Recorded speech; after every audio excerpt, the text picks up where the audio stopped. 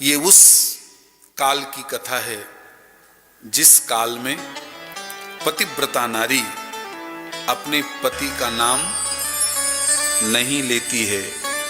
ये उस काल की कथा है जिस काल में एक अपनी मर्यादा है। ये उस काल की कथा है जिस काल में आत्मनाम, गुरोर्नाम, पतिर्नाम और अतिकृपण का नाम नहीं लिया जाता। हमारे यहाँ ये परंपरा थी बंधु, आत्मनाम, अपना नाम बार बार नहीं लेना चाहिए। आप याद करिए 40 साल पहले की परंपरा। कभी किसी से कोई नाम पूछता था तो क्या कहा करता था? अरे हमारी ही नाम राशि का, हमारी ही नाम राशि का वो व्यक्ति है। अपना नाम बहुत जरूरत पड़े तो लेना चाहिए। इसी तरह गुरूर नाम, गुरु का नाम बहुत जरूरत पड़े तो लेना चाहिए। नहीं गुरु भगवान, गुरु महाराज जो भी कह करके संबोधन कर देना चाहिए। गुरु का नाम बार बार नहीं लेना चाहिए, नहीं तो गुरु की आयु समाप्त होती है। इसी तरह पतिर नाम, बहुत जरूरत पड़े पति के नाम के लेने की तो ले लेना चाहिए, नहीं बार बार पति का नाम नहीं लेना चाहिए। एक आदमी का नाम और नहीं लेना चाहिए। अतिकृपण, जो बहुत कंजूस होता है उसका भी नाम बार बार नहीं लेना चाहिए। तो देखो हमारी माँ सीता कैसे नाम ले रही हैं, कैसे बता रही हैं ग्राम बधूटियों को कि ये कौन है और ये कौन है। आप चौपाई सुनेंगे तो अपने आप दर्शन हो जाएगा। सहज सुभाय सुभगतन गोरे, यानी अपने देवर का परिचय कराया। नाम लखन लघु लघु देवर मोर।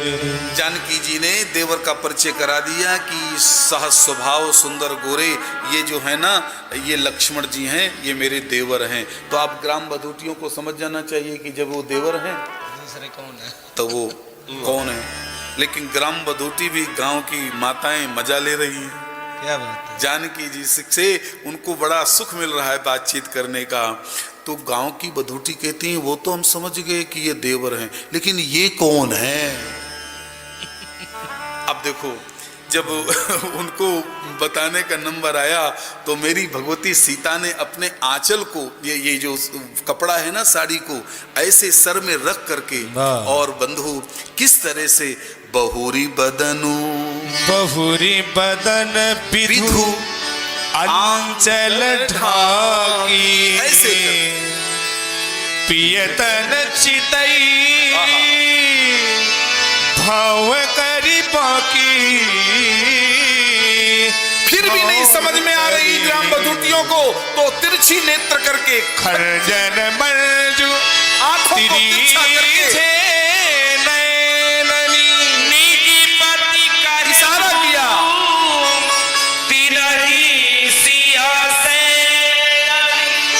निज पति कहू तिन्हई सिय से। भाई मुदित सब ग्राम बधूटी, वाह। मेरे भाई बहन सारी गांव की माताएं बहुत खुश हो जाती। ये मेरे गांव की कथा है, ये हमारे क्षेत्र की कथा है, ये हमारे बुंदेलखंड की कथा है। आप कभी हमारे देश में आइएगा, ऐसी भाषा आपको ना मिले तो बताना। जिस जो भाषा का प्रयोग गोस्वामी जी ने किया है, देखो यहाँ पर आप ध्यान से देखना। सुमुखी कहो को आही तुम्हारे, ई तुम्हार को आए, ई तुम्हार को आए।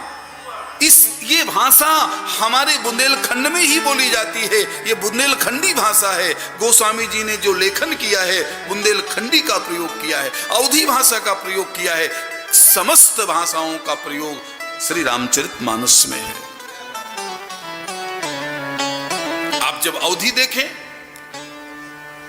अवधी भाषा का प्रयोग भी हमारे गोस्वामी जी ने किया है।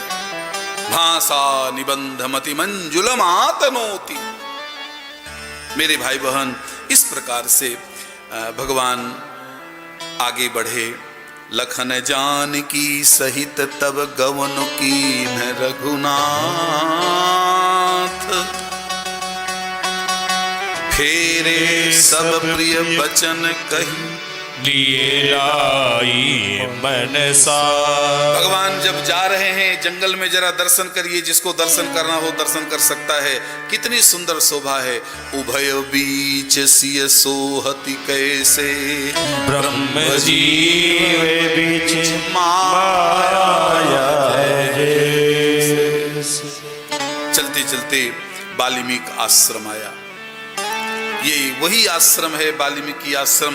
इसी भूमि पे सीता जी को आश्रय मिला है। लव और कुश को संगीत मिला है। वीरता, धीरता, पवित्रता का ये स्थान है। हमारे चित्रकूट के ही पास में वाल्मीकि आश्रम है। जैसे अयोध्या का स्वरूप बदल रहा है, ऐसे ही हमारी उत्तर प्रदेश सरकार वाल्मीकि आश्रम का भी स्वरूप बदल रही है। बड़ा सुंदर आश्रम बन रहा है वाल्मीकि आश्रम। जहां कोई श्रम नहीं है उसी को आश्रम कहते हैं। जहां गौ सेवा हो रही है, साधु सेवा हो रही है। बंधु, भगवान केवल वाल्मीकि आश्रम की खोज नहीं करी, भगवान ने वनों की खोज करी है, भगवान ने पहाड़ों की खोज करी है, भगवान ने सरोवरों की खोज करी है, भगवान ने गुफाओं की खोज करी है, भगवान ने संतों की खोज करी है। केवल भगवान ने वाल्मीकि आश्रम की खोज नहीं करी। देखत बन सरसैल सुहाई वाल्मीकि आश्रम प्रभु आप ध्यान से चौपाइयां सुनेंगे तो देखना कितना अंतर मिलेगा। वाल्मीकि आश्रम प्रभु, यहां आश्रम प्रयोग है। और अभी देखना, जब सबरी मैया के घर में भगवान जाएंगे तो वहां गोस्वामी जी क्या लिखते हैं? सबरी देखी राम गृह आए। सबरी की कुटिया को राम जी ने घर कहा है, और वाल्मीकि आश्रम को, वाल्मीकि जी जहां रहते हैं उसको आश्रम का प्रयोग किया है। वाल्मीकि जी ने देखा है प्रभु आए हैं, वाल्मीकि जी को बड़ा सुख मिला है, बहुत सुख मिला है। वाल्मीकि मन आनंद भाई, बहुत आनंद है, बहुत आनंद है।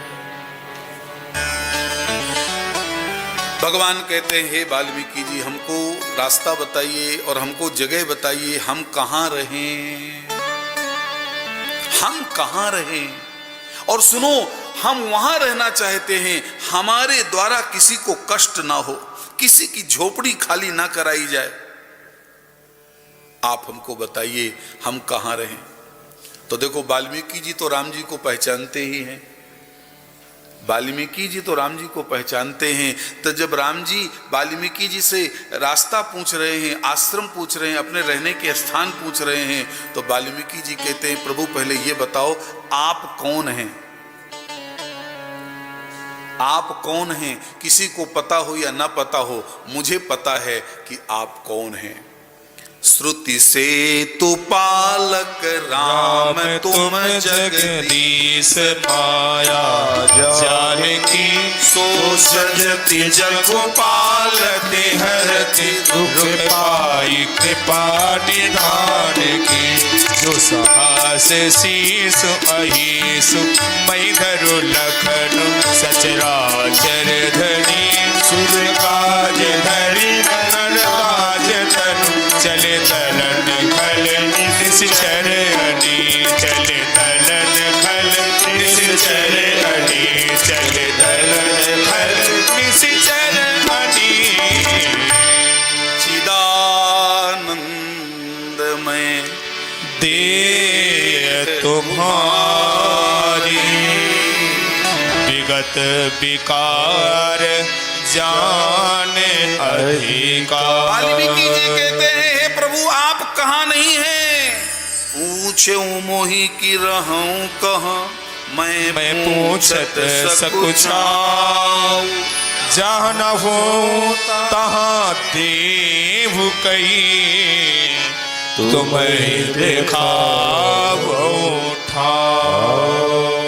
बहुत बड़ी वार्ता हुई है वाल्मीकि जी से प्रभु श्री राम जी के साथ, बड़ी सुंदर वार्ता हुई है। और उसी वार्ता के दौरान जब सारी कहानी वनवास की बताई राम जी ने, तो देखो राम जी ने कितनी बढ़िया बात कही।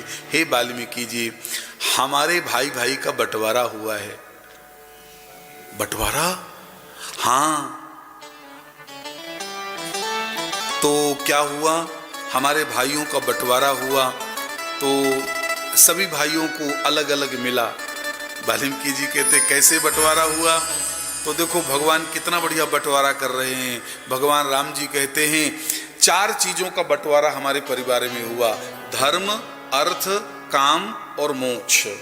तो सुनो वाल्मीकि जी, जब धर्म का बंटवारा हुआ तो धर्म हमारे पिताजी के हिस्से में आ गया। धर्म हमारे पिता दशरथ के हिस्से में आ गया। अब क्या हुआ? धर्म, अर्थ। अर्थ मेरे भाई को मिल गया। धर्म, अर्थ। फिर क्या हुआ? काम। काम हमारी माता जी को मिल गया। जो हमारी माता जी की कामना थी, माता जी की कामना पूर्ण हो गई। अब बंटवारे में मोक्ष है। तो हे वाल्मीकि जी, मोक्ष मुझे बंटवारे में मिला। बंधु, परिस्थिति कैसी हो, बहुत ध्यान से सुनिएगा महापुरुषों के वाक्य।